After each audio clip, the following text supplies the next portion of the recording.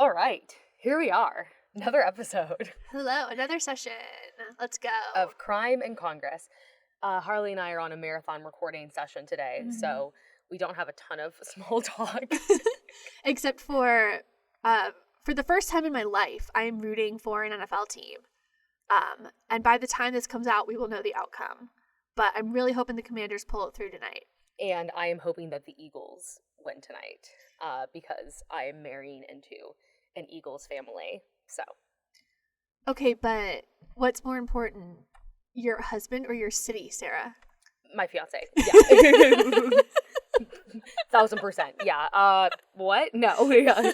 His happiness is more important to me than the city of Washington, D.C., sorry. How does he feel about Jason Kelce being a commentator now? I think he likes Jason Kelce, yeah. Yeah, he should. Yeah, I don't think he's like, I haven't heard him say anything about it, which I think is good. He's definitely listened to, like, the Brothers podcast. He listens to that, too, so he's a big fan. Love the Kelces for only strictly football reasons. Oh, yeah, only football reasons. Yeah, I don't know anything else about him now. But yeah, half of this pod lab will be happy later today, but truthfully, it won't affect my mood that much. I just like rooting for the Commanders. Truthfully, I won't be that broken up about it, no. No, because I think someone described it well, that like we're playing with house money right now. So it's like, at this point, no matter what happens, we're fine. So I'm actually hoping that the Chiefs lose, because I'm a hater, but also because I want the Bills to win. My dad is from Buffalo, New York. He has been a Bills fan for life. He has watched the Bills below it for pretty much for all of his life. So my hope is that we'll get an Eagles-Bills Super Bowl. And then I can't lose in that sense. Nice. And see, and I'm hoping for a Commanders Chiefs Super Bowl because I want to root for a hometown team and watch Taylor Swift. So very different reasons. Anyways. Yes. Yeah. Odds are we'll each be half happy. Yeah. If we're just rolling the dice. Yeah, exactly. Yeah. So we shall see. But by the time this comes out, we will already know. Yeah. So hopefully, congrats, and I'm sorry. Yeah, both. Yeah. Let's just cover all the bases. All right. So today I have an episode that was actually requested by some of our Crimestituents. Yay! Yes, which makes me even more excited to lay out the story for you. And it was also very motivating. I'm like, I have to do a good job on this. Yeah. So shout out Evan and Daniel and Xavier. This one is for y'all. We love our Crimestituents. Yes. She's Sarah. She's Harley, and we're gaveling in another session of Crime in Congress.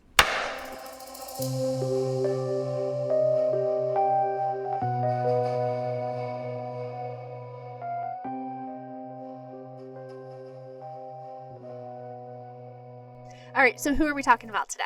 We are going to be talking about Deborah Jeane Palfrey, also known as the DC Madam. Ooh. Who ran an illegal prostitution service in the early 2000s, catering to high-profile clients, including members of Congress. This is going to be good. I didn't realize this was in the early 2000s. I thought that it would be like the 80s or 90s. Nope, early 2000s. Ooh. Yeah. So, without further ado, let's get into it. So, Deborah Jeane Palfrey was born March 18th, 1956 in Charleroi, Pennsylvania. I think that's how you pronounce it. But it's a suburb of Pittsburgh. And she was born to Frank and Blanche Palfrey. By all accounts, it seems like Deborah had a very normal upbringing. She had a younger sister, Roberta Lynn, called Bobby, which I think is really cute. And her father worked for a grocery company while her mother stayed at home to raise the girls. For a time, the family moved to Orlando, Florida, but then moved back to Pennsylvania when Deborah was 10. In high school, she was a majorette, but left abruptly to finish high school in Florida, apparently due to bullying. Oh. Yeah, again, I don't have a ton of detail on that, but that is what I think happened. Deborah also went on to get her bachelor's degree in criminal justice, of all things, at Rollins College in Winter Park, Florida. According to an article by Vicki Ward in Vanity Fair, which I quote a lot in this episode, by the way, Deborah later enrolled in law school, but did not complete her degree. When asked why not, she said, "I guess women from my generation just thought that tomorrow they marry the right man, and there'd be no need for that. In retrospect, I did the wrong thing." However, she did complete a 9-month paralegal course in San Diego in 1988. Respectable. Yeah. The same article outlined how Deborah also got wrapped up in 2 longest-term relationships or affairs with 2 married men. Oh? Mm-hmm. So Deborah said that the first guy had become a high-ranking government official, but wouldn't say who. The second guy was a Marine she met in San Diego. However, that Marine accused Deborah of stalking him and even got a restraining order against her. According to him, Deborah and him originally met when he was single, but then she couldn't let him go even after he got married to another woman. Deborah, for her part, said, "I didn't stalk him. I just wanted closure from him." This could definitely be one of those instances of like a man literally driving a woman to the point of insanity and then Right. blaming her for being insane. Yeah, totally. But I also don't know enough about the situation to say that. No, it certainly could be. I think as you'll see over the course of this episode that Deborah is a little unhinged. Okay. But she definitely gets more unhinged the more desperate she gets. So I could also see it being one of those situations where she's driven so crazy to the brink of almost stalking. I don't know. We don't know really the full story, and we never really will. So how did she come involved in the escort business? Yeah, so there's not a ton of detail exactly how she fell in with the crowd, but it was sometime in the late 80s, and it had to do simply with making money. Gotta get that bag. Yeah. Deborah said to Vanity Fair, "I was doing interior design, waiting to get married and have children. But by the time I had gotten through my big 2 love affairs, I was 40, and I was making $20,000 to $30,000 a year on interior design. It wasn't nearly what I could have made." Deborah was also quoted in a Washington Post article where she said that she got into the escort business because she was, quote unquote, appalled and disgusted by how, quote, seedy, lazy, and incompetent other escort agencies were. Deborah herself was a teetotaler and did not appreciate how drug use was infused into a lot of the other agencies that were around the time. How was she so up to date on how these other agencies were running is my question. Like I said, she didn't start out as a madam, right? Mhm. She started out as someone in the business, I'm pretty sure. Oh, so Yeah. she was making some money on the side as an escort, you think? I think so, yeah. Gotcha. Okay. Because that's how she got in the business. I guess it's good that she wasn't bringing like drugs and alcohol into it. But that's about my only compliment I have to throw so far. Yeah. And let me just completely not correct myself, but I will say, yes, she was doing this by herself. But she had gotten into it with a couple other people and then went on her solo career. And I say that because in that same WAPO article, Deborah stated, "I decided to branch out, so to speak, from my solo state and begin working with 1, 2, maybe 3 at the most other women." Was she in charge of these other women or partners? Just you can use your own judgment Okay. in about 2 seconds here. However, this smaller escort service did not pan out because she was arrested in 1990 in California. Oof. Tough. Yeah.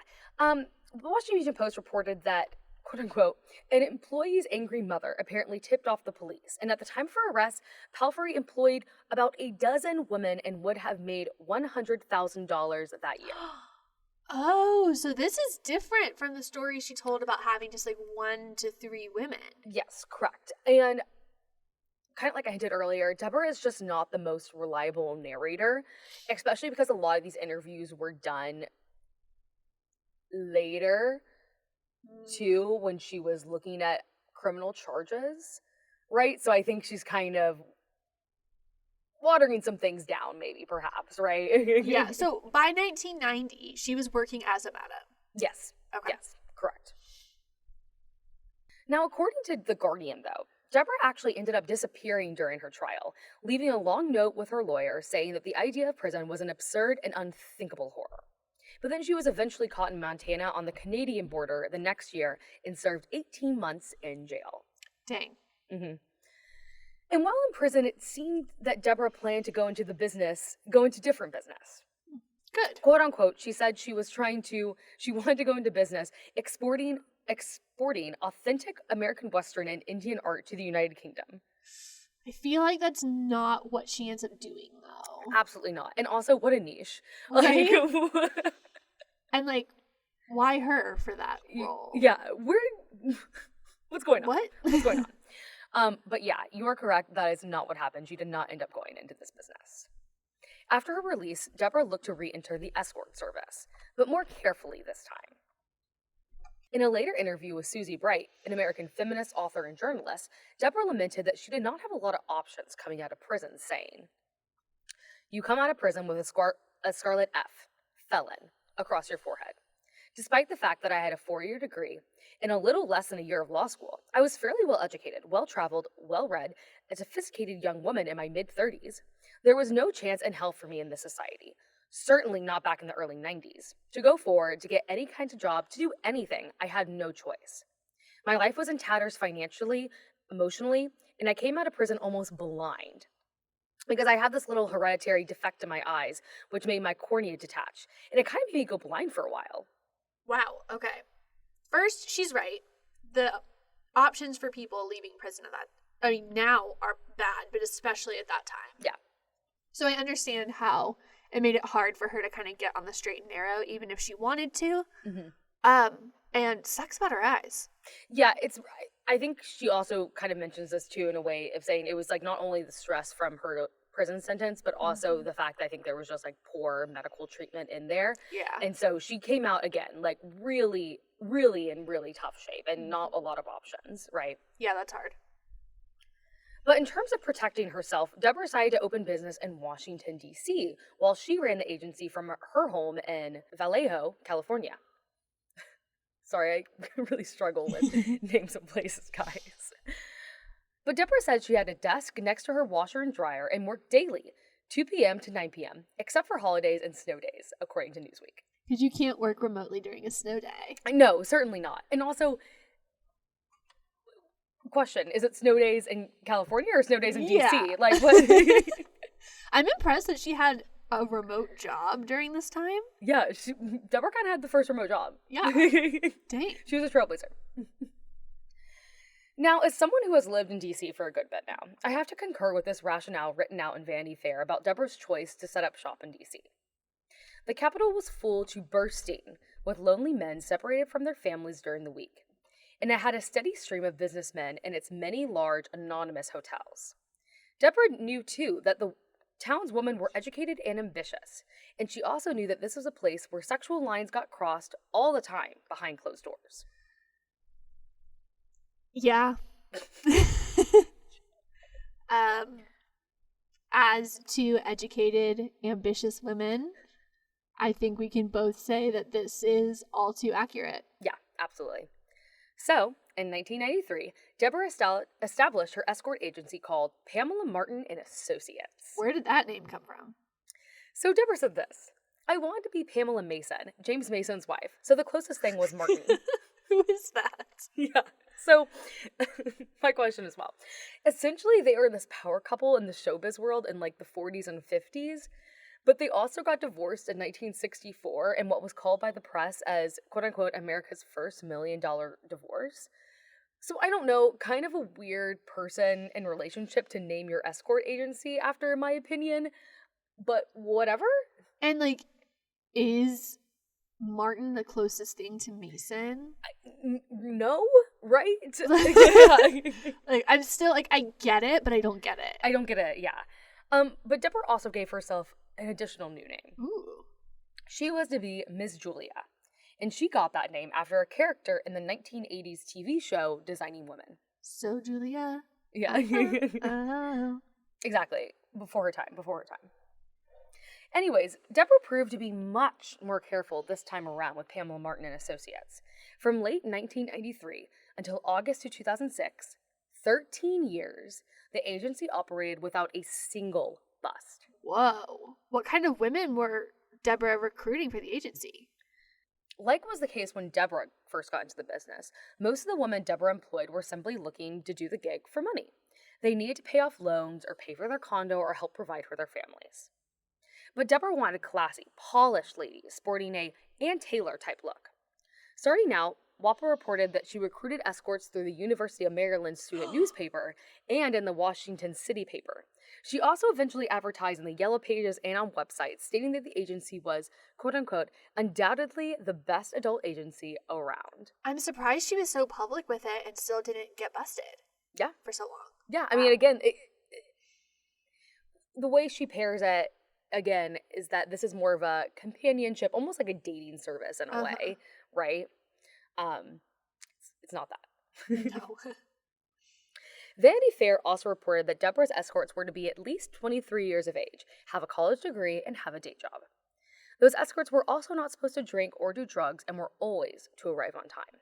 However, most importantly, the escorts had to sign contracts promising not to copulate or perform oral sex with clients, but they could do pretty much anything else.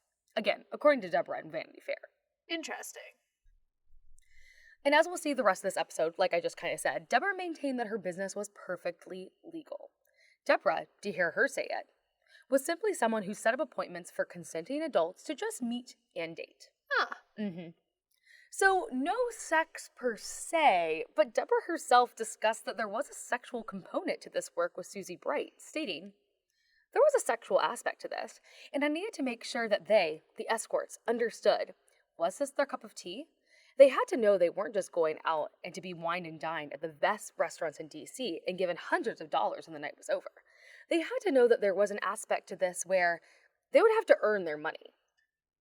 So this is an escort service. Yeah. So seems like you're having sex. Yeah.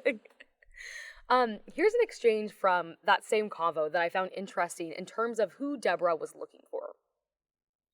Deborah, you don't have to be particularly pretty, but pretty doesn't hurt.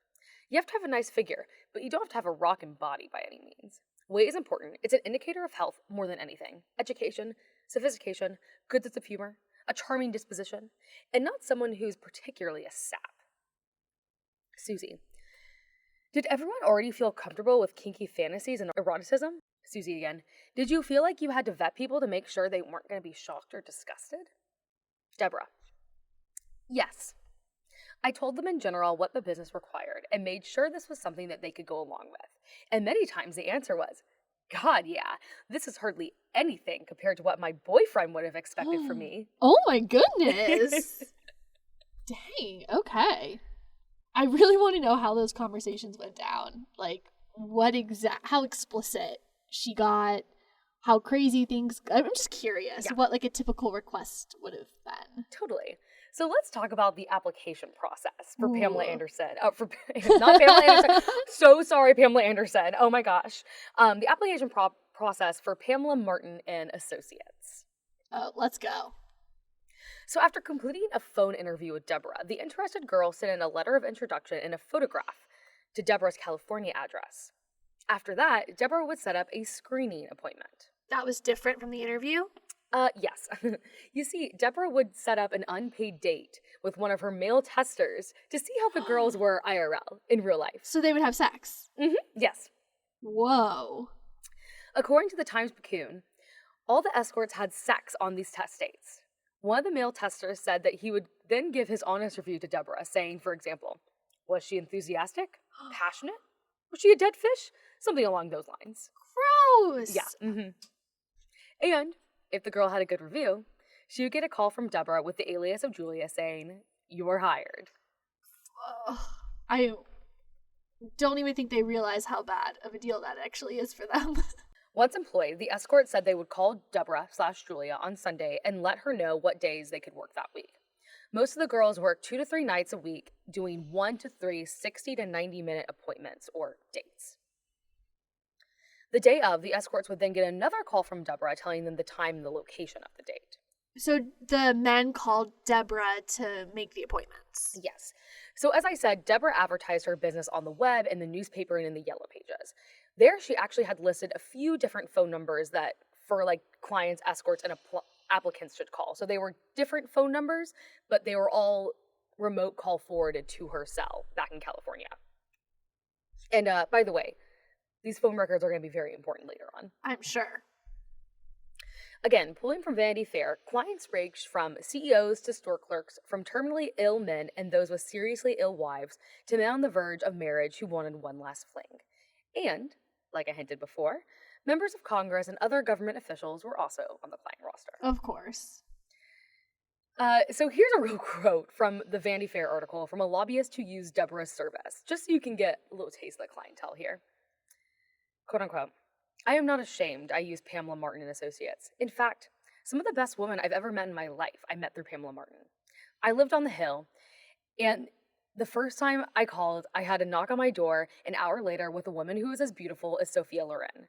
I was fed up with the uptight lawyer, lobbyist, hill staffer woman that I had been dating, and I was ever pleased the next several years.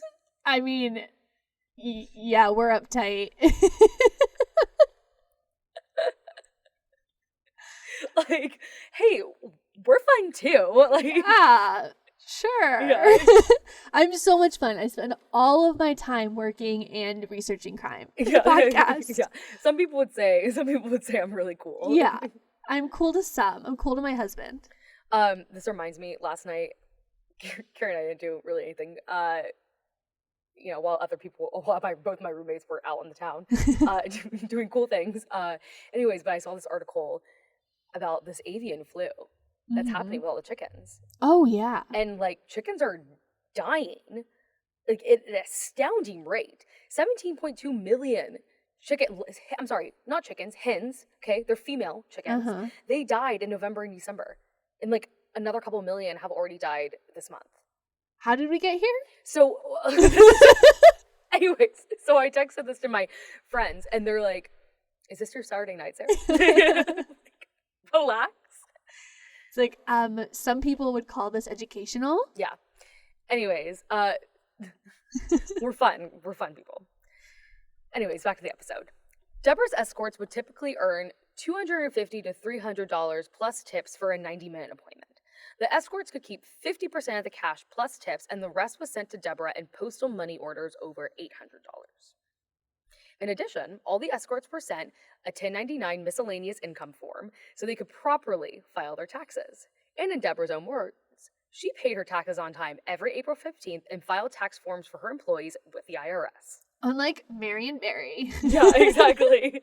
Listen, if Deborah Jeane Palfrey, the DC madam, can file her taxes, you can too. Yeah, exactly. No excuse. Most of the ladies employed at Pamela Martin and Associates seemed to be overall satisfied with Deborah as their boss. Many said that they liked how she let them dictate their own schedule and did not force them to accept every appointment offered. Oh, I like that. Yeah. As reported by Vanity Fair, one of the escorts, a former legal secretary, said that, quote unquote, she was treated better at night than during the day when the men at the office and some clients referred to her as the blonde and slapped her ass. Oh, gosh. Yeah. This is 90s, early 2000s. Ugh. Yeah. However, other escorts employed by Deborah said that she could be a bit heartless. One said that when she contracted herpes from a date, Deborah simply said, "This isn't that big of a deal. You need to use condoms. You need to get back on the schedule." Ooh. I guess there wasn't any STD testing. Yeah, no, I don't think so. Yikes. Yeah, I think it's just call for a good time and then you get the appointment, right? And I guess her whole thing was use condoms. Yeah. But Deborah also ran a newsletter for her ladies with the best practices and tricks of the trade. And when I mean trade, I mean being an escort. Yeah. For example, one of the newsletters told the girls to, quote unquote, always bolt the door and search the place thoroughly and let the man get naked before disrobing oneself. But they're not there to have sex. Yeah, they're not there to have sex, though. Cool. Another newsletter said, "One never knows where evil, EI, the vice squad, is lurking in this business.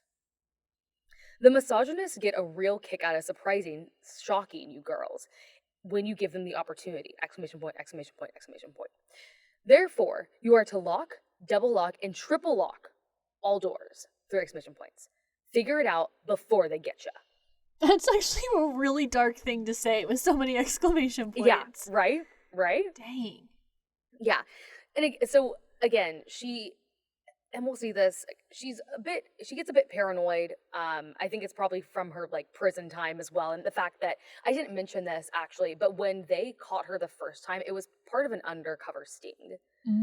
So I think part of this, make sure that the guy gets naked, make sure that you, like, check everywhere, make sure there aren't any recording devices. I think that's really, like, from her own experience. Gotcha. But it is kind of fascinating that she has her own newsletter. Yeah, that is kind of incriminating. Yeah, right? Like, that's a paper trail. Yeah. And remember that contract I mentioned earlier about the escorts signing to say that they wouldn't have sex on dates? Yeah. Well, the Times-Picayune reported a little bit of a different story. According to their reporting, the contract's number 5 stipulation simply said, individuals caught performing illegal activities of any nature will be terminated. False. Yeah. Later, one of the escorts said, I didn't sign an agreement saying not to have sex.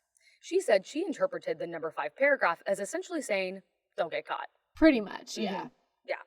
So again, I think it's very clear and fair to say that Deborah knew she was running an escort service. Absolutely. Over the years, Deborah's employee and client list grew tremendously.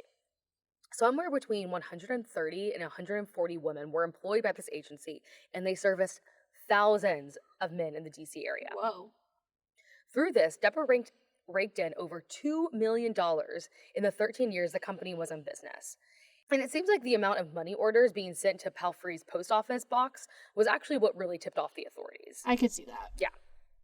So in June 2004, the United States Postal Inspection Service and the Internal Revenue Service began a joint investigation of Pamela Martin and Associates. By December 2005, the investigators had even interviewed a number of Deborah's girls and were hot on her trail. So let's now jump ahead to October 9th, 2006, the day when federal agents raided Deborah's Northern California home. Ooh. Funny enough, Miss Deborah was not even in the country. She was in Germany, but Deborah knew something was immediately wrong when her bank card stopped working. And then when she got back to her hotel, she got a call from a reporter who had been leaked a court document outlining Deborah's illegal prostitute business. Yeah. The anxiety that would fill your chest. Totally. Oh, that's awful. So in that earlier interview with Susie Bright, Deborah claimed that her trip to Germany was really what set the feds off. I believe that because you see, Deborah had put her house up for sale and had wired $70,000 to Germany before she flew across the Atlantic. Sus. Yeah, some people would say that looks like you're trying to flee the country. Yeah. Yeah? While you're being investigated. Right? Yeah. Yeah. Uh-huh. That wire transfer, she said, was actually picked up by one of those Homeland Security terrorist watch programs. I could not find legit information on this, but it doesn't really matter because she was already under investigation for like 2 years. Yeah. I don't think the terrorism had anything to do with that. No. But she also claimed that she had actually already shut down her business in mid-August, so before the raid, telling Smoking Gun that her female employees were driving her crazy. They were a pain in the ass to deal with. And it was just time to start a different life and do different things and move on. How convenient. How convenient. You know, just after 13 years, not a single bust. Those girls are just driving me crazy. I'm just gonna stop it, move to Germany, start a new life. And once you stop doing illegal activities, you can't be prosecuted anymore. Yeah, that's how that works. Yeah, totally. Absolutely. Mm-hmm. Deborah also told Susie about this odd instance that happened 3 days before the raid when investigators actually tried to get into her home without a warrant. And this is actually true, but this is how Deborah described it. On Tuesday, October 3rd, I had 2 postal inspectors who flew out from Washington, D.C. to Northern California, standing outside my house, seeing the sale sign that's in my front yard, and apparently calling my real estate agent. They identified themselves as a couple being transferred from Washington, D.C. to the Bay Area. They loved my neighborhood, they loved my house, and could they get in to go see it? That's a really clever ruse. I know. She continues, when my real estate agent told them no, they could not, because she did not have a key for the property, because I was in Germany and they could not get access. We believe that is the point in time they drove to Sacramento, which is about an hour from where I live, and they got a search warrant based on information that was 3.5 to 5 years old. Oh, wow. So old. Yeah, exactly. I'm like, okay. Again, a lot of these interviews were done while she is facing heavy criminal, charges. Mm-hmm. She's really, at this point, trying to say, oh, this information was outdated. And yeah, they don't have to catch you in the act. Yeah. Yeah. First of all, they don't have to catch you in the act. Second of all, that's not true. And was she expecting, to have a sign up that said, I run an escort service in order for them to have anything on her? Come on. I know. But anyways, back to the raid. I'm going to say this. It was successful enough. Okay. And I say that because during the grand jury proceedings in 2006, over a dozen former Pamela Anderson employees, I keep on saying Pamela Anderson. I'm so sorry to put disrespect on your name, Pamela. But Pamela Martin employees, 14 of them, I think it was 14, it's at least over a dozen, they testified. And then on March 1st, 2007, Deborah was indicted in federal court in Washington on 4 counts of money laundering and racketeering. Oh, but just money laundering and racketeering. And on March 9th, 2007, Deborah pled not guilty and said that she ran a legal, high-end, erotic fantasy service. With no sex. However, going back to when I said the raid was successful enough, for some reason, investigators left that initial raid without over 40 pounds of phone records that were sitting in Deborah's basement. Okay, how early 2000s to talk about phone records in pounds? Yeah, right. She had boxes in her basement. That's insane, and they just missed it. I don't know if they missed her or maybe they didn't have it on the search warrant or something weird like that. It's still curious either way. Curious. They didn't even try to go back and get them. I don't know, but it's over, I think the number was 46 pounds. Wow. Of phone records that were just sitting in Deborah's basement. That's insane. Yeah. Also, Deborah's assets were all frozen, of course, by this time. So unsurprisingly, by her arraignment date, Deborah had already threatened to sell her list of 10,000 clients and 40 pounds of those phone records to pay for her defense. Yeah. Hey, I'm going to sell my escort business to prove I don't have an escort business. Yeah, no, exactly. Like, but you'll see, too, that her entire thing is like, well, these clients are all going to testify that, yeah, they just went on a date with the girl. They didn't pay for sex. Right. That's what she's hoping for, right, by doing this. But again, the whole thing of, it is almost like an admission of guilt when you're like, I have all these phone records of people who are doing naughty things, but yet you were running an illegal service, so why would that matter? Exactly. Anyways, yes, you're catching on. So she even released a sample page of these phone records on her website. And while a lot of the numbers were disconnected or for hotels, it was still a solid threat. And they even found this poor guy who was actually renting a house to someone, and it ended up the girl was an employee. And he's like, and so the reporters called him and was like, hey, your number's on this is on this list. And he's like, what? Oh my gosh. Yeah. It's like, what was that website that all of these men got exposed for cheating on their wives on? Wait, it was this is the Madison. Hold on. Ashley Madison. This was an early Ashley Madison. Oh, yes, I do kind of remember that. Crazy. Yeah, in the same vein. So by March 16th, 2007, the district judge ordered Deborah to not sell any company records or assets. But oops, kind of too late, because that was when Palfrey's lawyer revealed that a news organization, spoiler, it's ABC, had already received a sizable portion of the phone records. I don't know how I feel about ABC buying phone records. So they didn't buy them. Oh, they didn't. Okay. Yeah. This was given for free. Okay, yeah. Cool. But Deborah is a chaotic woman, and a few weeks later, she identified Navy Commander Harlan K. Ullman as one of her clients. Ooh. So Ullman is the principal author of this doctrine called shock and awe, which is a military strategy that uses quote-unquote overwhelming forces to paralyze an enemy's will to fight. And this was used at the start of the war in Iraq in 2003. Mm-hmm. Deborah later said that she chose to expose him because she just didn't like him and that he was an unpleasant person. Be nice to your madams. Yeah, be nice to your madams. For what it's worth, Ullman denied the allegations. Of course. Deborah's lawyer also alleged in court that a TV personality and former advisor to President Clinton, Dick Morris, was also a customer. I believe that just by the association with Clinton. By association only. Morris denied these allegations as well. But then, on April 27th, a bombshell was dropped. Deputy Secretary of State Randall L. Tobias resigned one day after confirming to ABC that he had indeed been a customer of the escort service. The receipts were so overwhelming, he had to admit it. He just was like, yeah, I did it. Yeah. However, he did not use the service for sex, just massages. And recently, I love how he has to say this, and recently he had been using another service with Central Americans to provide his massages. Okay. Massages are not $300. Mm-hmm.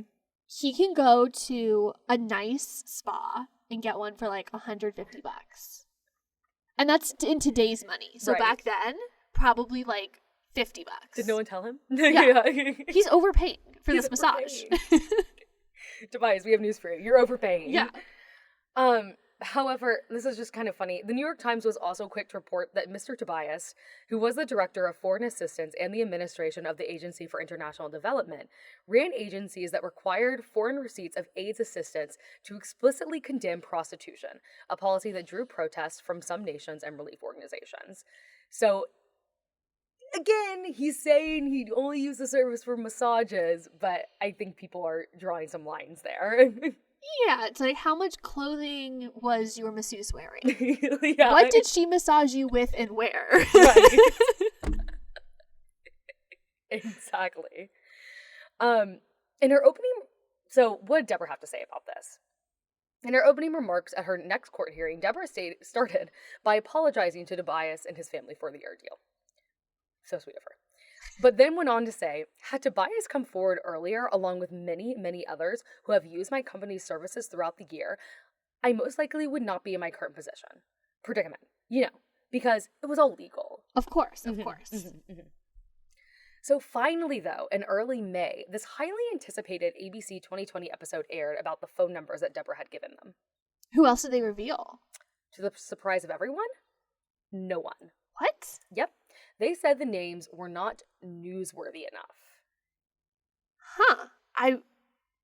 That could mean that the numbers just weren't traceable, or it could mean that they were bought off, or threatened, or maybe they just couldn't get anyone good. I don't know. Yeah. Like, I want to know. I know. Of course, conspiracy theories start popping up immediately, right? ABC is bowing to government pressure, right, to not expose its highest people, yada, yada, yada. But, I mean, the guy who was in charge of this project from ABC was like, no, seriously, they're just weren't, like, these were just kind of average, normal people who, like, didn't deserve to be put on blast on ABC 2020, Yeah. I guess. I don't know. I guess the higher ranking people were probably smart enough to not use traceable numbers. Yeah. And, again, a lot of the numbers also would go back to hotels. Yeah. And some of them wouldn't be, actual personal cells. Right. Now, on May 5th, the district judge actually lifted the order restraining Deborah from releasing the phone records. And the next day, Deborah posted her phone records online. Ooh. Seeing his phone number listed among the records, Senator David Vitter, a Republican from Louisiana, preemptively came clean to the public, saying, "This was a very serious sin in my past for which I am, of course, completely responsible.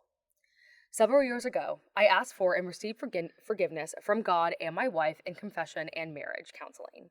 Out of respect for my family, I will keep my discussion of the matter there, with God and with them. But I certainly offer my deep and sincere apologies to all I have disappointed and let down in any way."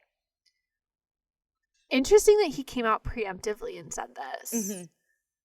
I don't know if that was the right call, because if ABC didn't connect the dots with this phone number, unless it just wasn't one of the ones released. I'm not sure if it was one of the ones released. However, I do think that his team got tipped off that someone had found this number. And when I mean someone, I mean Dan Moldia, who was working for the founder of Hustler and CEO of Hustler, Larry Flint, which if you know anything about Larry Flint, this all checks out. But I think that Dan had perhaps maybe reached out for comment. Again, not completely sure there, but it was definitely like, hey, your number is there, FYI. Gotcha. Okay. But Dan, who was one of the original ones who unearthed this number, he said that Vitter had called Deborah 5 times between October 1999 and February 2001, when he was not a senator, but was a U.S. representative. Yeah. Ooh. And there's a lot more to this Larry Flint angle that I found really interesting, but for time's sake, and if you want to learn more, I'll just say go look up Representative Bob Livingston. There is a connection to this. Anyways, the Vitter revelation also prompted the madam of a New Orleans brothel that had been shut down in 2002 to also say that Vitter had been a client of hers as well. And she said, quote unquote, "He was one of the nicest and most honorable men I've ever met." Okay.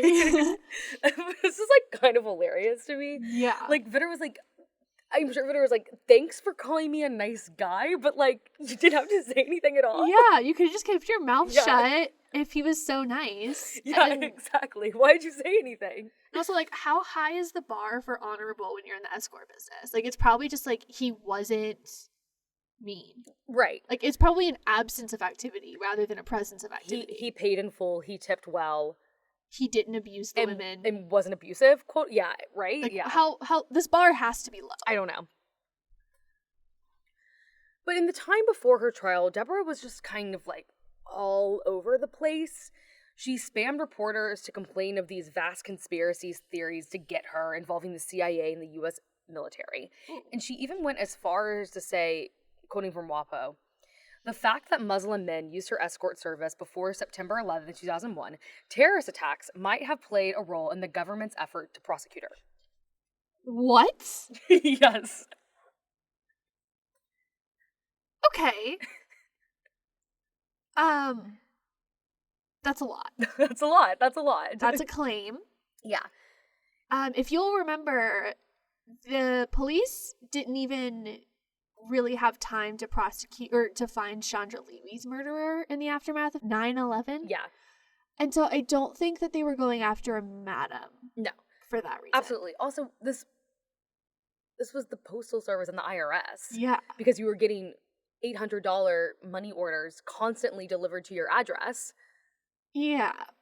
And you had boku money in your accounts. Like, maybe it was because, wasn't she claiming that it was like the terrorist watch group that got her when she was in Germany?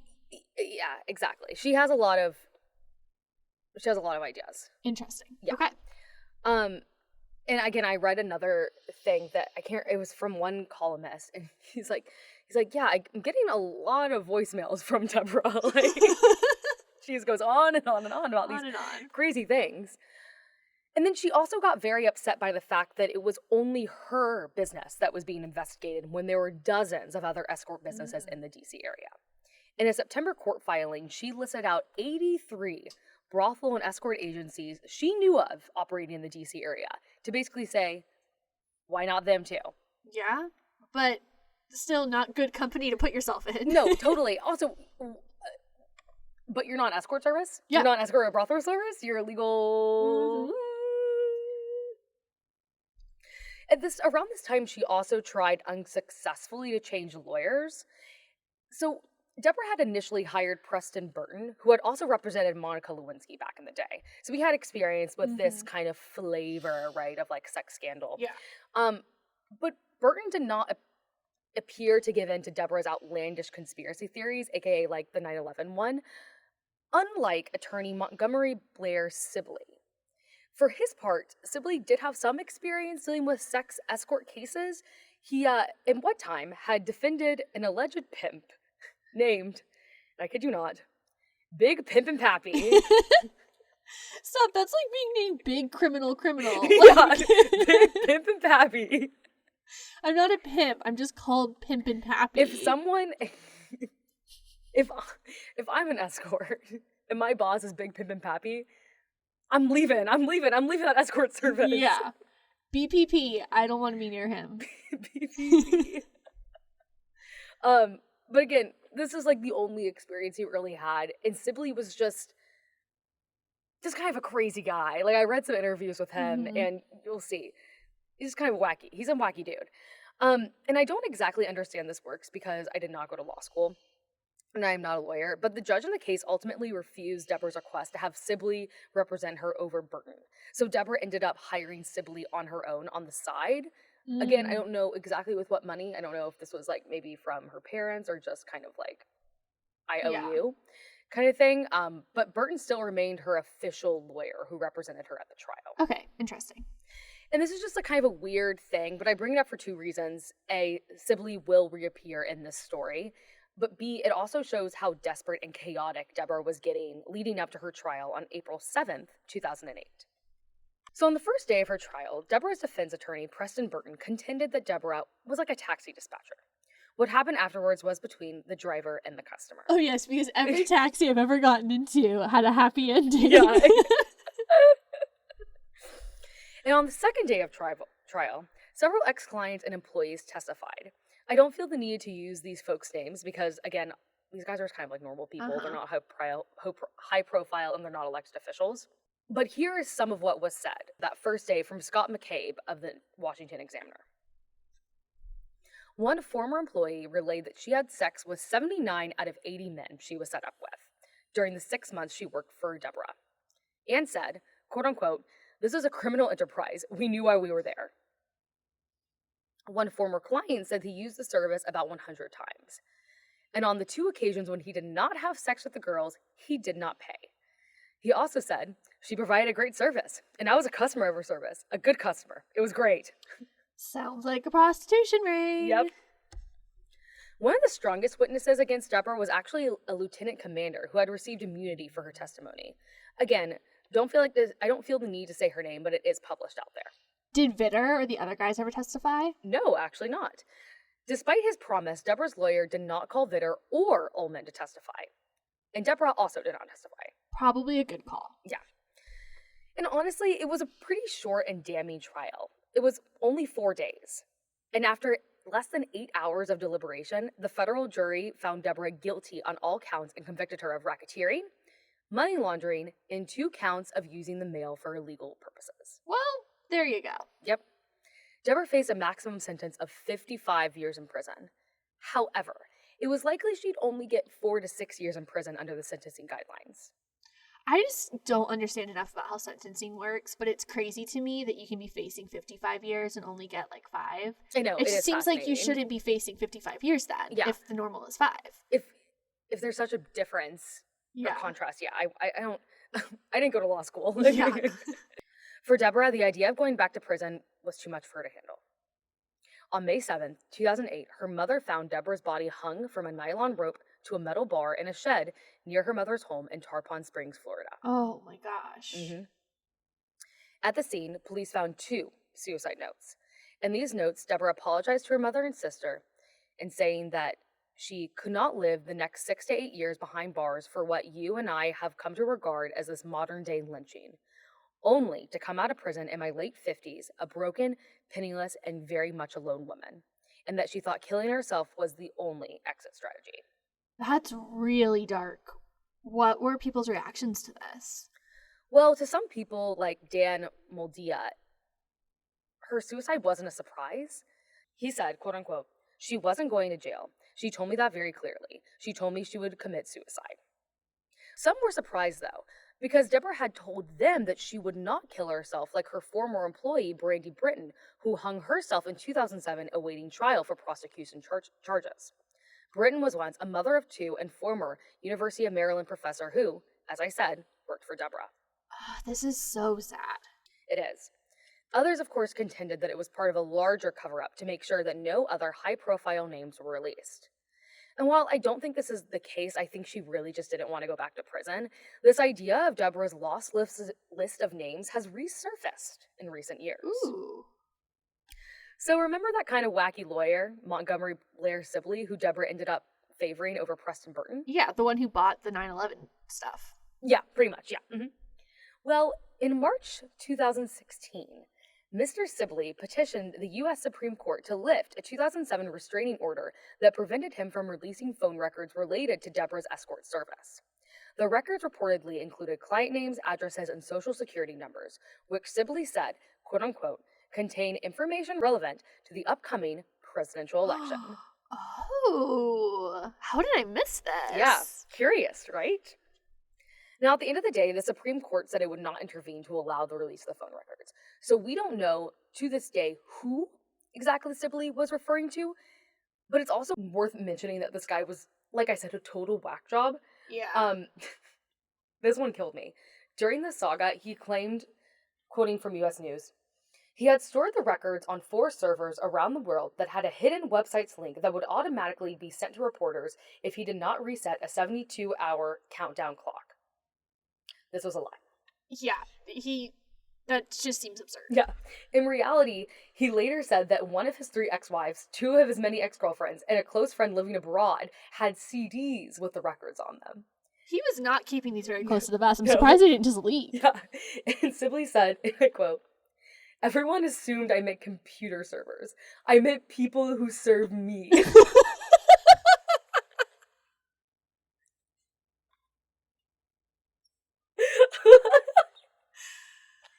People who serve me, babe. That's like the best thing I've ever heard in my entire life. He's right. I assumed he meant computer Yeah, service. I did too. I was like, I can't not mention that. That's an absurd thing to say. Talk about spin. Yeah. This man is the spin king. Master of spin. So like I said, a wacky guy. Now listen, even a broke clock is right twice a day. And as my fiance said yesterday, even a blind squirrel sometimes finds a nut. Okay, Karen. But Dan Moldia, who also said he had the list at one time but eventually had destroyed it, he said that at least 4 of the 5 remaining major party presidential candidates were not on the list to his memory, and that the 5th's connection seemed unlikely. I still want to know who, though. I know, I do too. But we may never know, and honestly, probably will never know. Yeah. Crazy. Yeah. But that, folks, is my episode on the DC Madam, Deborah Jeane Palfrey. This is just like such an insane story, and I wonder how many more Deborahs are out there. I know, still the fact operating. that she listed 83 in those court filings, and Yeah. like, that seems like a really high number. Someone filled her place. Totally. When there's, Crazy. it is fascinating. Wow. This was a good recommendation from our Crimestituents. Yes. Thank you again to Evan, Daniel, and Xavier. If you guys have any other thoughts, please let us know. DM us, email us. crimeandcongress@gmail.com, Crime and Congress on all social media platforms. We want some recommendations. Please. Someone told us on TikTok that we should look into the meta investors. I'm not totally sure what they mean by that, but I want to do some digging and see if there's some dirt there. That could be cool. Yeah. Wow. Harley, should you gavel us out?